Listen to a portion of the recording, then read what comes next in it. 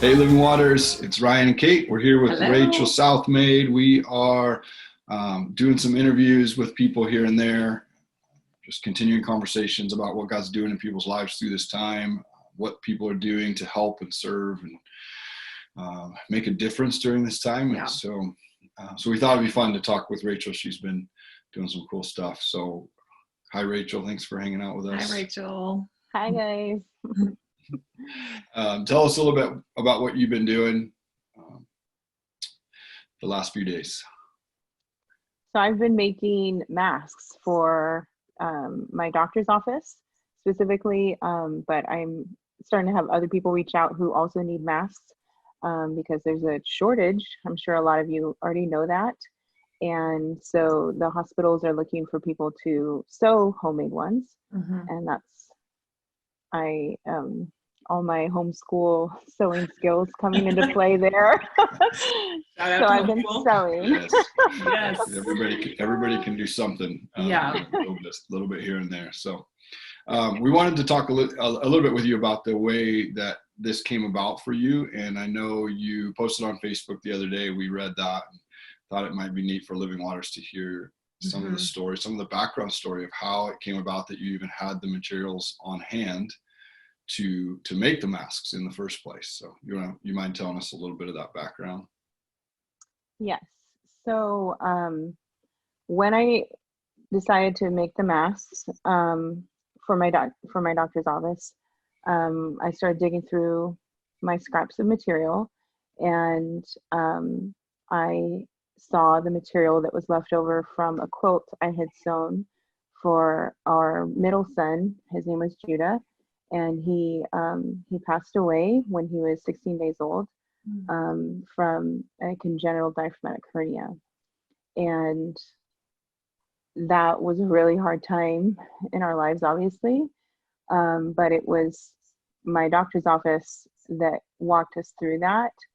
And so it hit me so hard.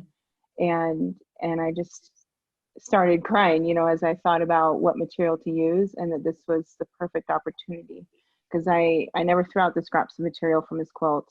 And I just knew someday I might find the right project to make something with those. And I knew pretty quickly this was the right thing to do with that material. So I've been using that material, and it's going to go back to the same office that helped us through that time.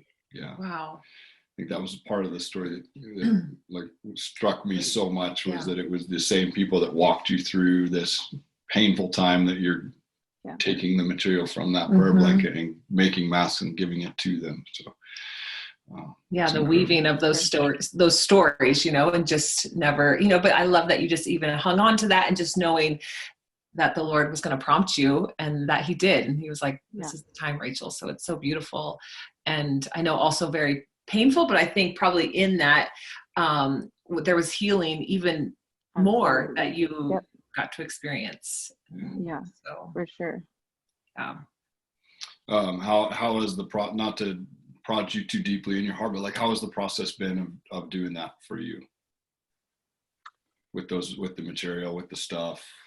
Well, it was a lot of tears, but I think a part of the thing I had written about was it in that post I shared on Facebook was that, when Matt and I were facing this time of real uncertainty and fear and anxiety of what was coming when I was still pregnant, because we knew that he only had about a 40% chance that he would make it. You got to find things to do with your time. And for me, I was put on bed rest. So I had a lot of time, and just kind of like we're quarantined right now. Yeah. You can let your thoughts kind of go, or you can find productive things to do. And so that's when I decided I'm going to sew a quilt for him. And that was hard because I knew I might not use that quilt on him. But I just kind of determined I'm going to do it. I'm going to say I am going to choose the best outcome and hope and believe and pray for that. Yeah. And that didn't come, but that's okay. And one of the things I shared was just this, it's where we put our mindset and our focus makes a huge difference in getting through something really scary and in the unknown.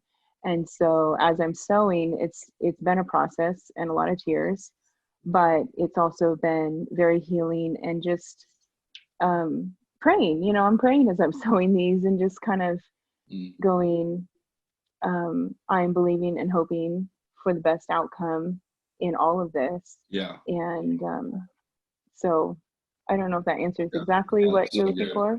It's so good.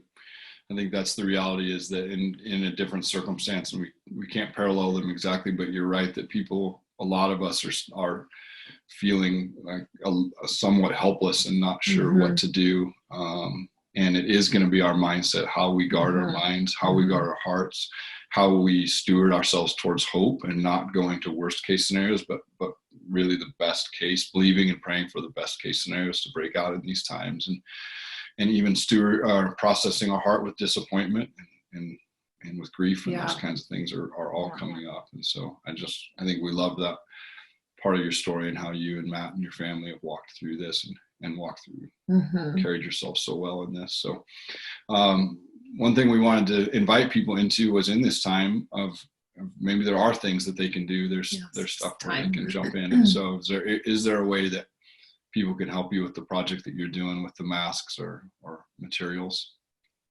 Definitely. So I would say it takes me probably about 5 minutes to complete one mask. And that's moving quickly. And right now So it'd be about 25, 30 minutes if I did one, maybe longer. Probably. That's awesome. I should say too that Josie, my daughter, she's been sewing with me, and awesome, just kind of tag teaming it. But right now, I'm not able to keep up with the need. I think I did about 25 in one day, and my doctor's office needs twice that right now. So I'm working as fast as I can. But if people have sewing machines, they are very easy to make. And I can help people on how to make them. But there's a few drop-off stations. So I know that the hospital is taking masks, and a few other places around. So if you don't want to leave your house and you have a sewing machine and you have scrap material, you can help out. Nice. Yeah. And you need elastic, right? Oh, yes. So stores are running out of elastic, and it's getting a little bit harder to find. And somebody donated 288 yards of elastic to me. And so if people need the elastic to sew, then I can put them in plastic bags, leave them on my porch, and have people pick them up.